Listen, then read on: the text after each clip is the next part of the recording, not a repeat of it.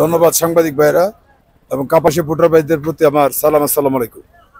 অনুভূতি হইলো আমি যে ছাত্র জীবনে ছিলাম, কলেজে ছিলাম, বিপি ছিলাম, ওই সময় ছাত্র জীবনে তো বুঝতাম না, অনুভূতি অনেক ভালো ছিল। পরবর্তী সময় 2010 সালে চেয়ারম্যান নির্বাচন করছি ইউনিয়নে। আমি প্লেসে ছিলাম, কামিয়াব হইতে পারি না দলীয় কুন্দলের কারণে। 19 সালে আবার করছি ভাইস চেয়ারম্যান। কাপাসিয়া পাস করার পর সেটাও আমি রাখতে পারিনি দলীয় কুন্দলের কারণে। এবার আবার করছি। কাপাসিয়ার মানুষ আমার ভালোবাসা, দয়া করে, মায়া করে আমার এবার গতকালকে ভাইস চেয়ারম্যান পদে আমার বসাইছে। আমি শপথ গ্রহণ করলে তারপরে কাপাসিয়াবাসীর জন্য ভাইস চেয়ারম্যানের যে নিয়ম কানুন, সরকারি যে বরাদ্দ, সরকারি মানে কি বলে অনুদান, নিয়ম অনুযায়ী আমি কাপাসিয়াবাসীর জন্য কম বেশি কিছু কাজ করব। আমি যদি ইচ্ছা করি শীতলা একটা ব্রিজের উপরে বিশাল একটা ব্রিজ করে দেবো নদীর উপরে, এটা তো আমার পক্ষে সম্ভব না।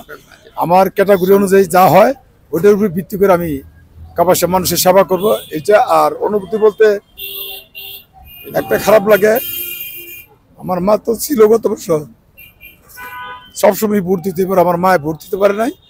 আমার এক ছোট বোন মারা গেছে, সেও দিতে পারে নাই। আমার চাচি গত নির্বাচনের দিন আমি পাশ করছি, খবর শুনে খুশি, 1.5 ঘন্টা পরে খবর পেয়েছি ফেল করছি, চুপ করে আমার চাচিও মারা গেছে নির্বাচনের রাত্রি, গত বছর 5 বছর আগে। ওইটা হলো আমার খুব কষ্ট।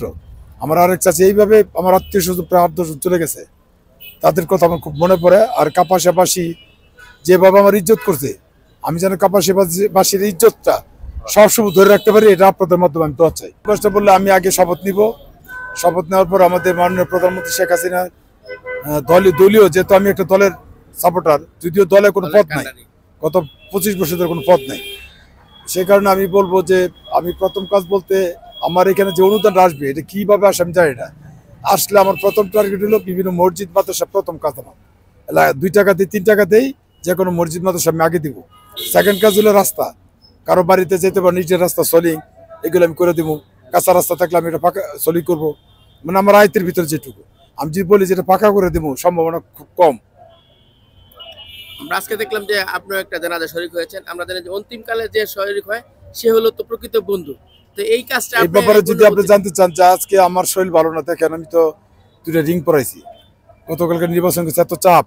তারপরে সকালবেলা একটা জানাজা বসে 11:30, আবার 5:30 বললাম যে কাপাসিয়া এসে আমি অলরেডি আজকে 2টা পরে লেছি। আর সারা কাপাসিয়া এখন আগে কিন্তু বিপি ছাত্রনেতা, এখন কাপাসিয়া একটা প্রচার আছে যে লোকটা আমার বাপ বললে, মা বললে, বোন বললে দূরে আসে।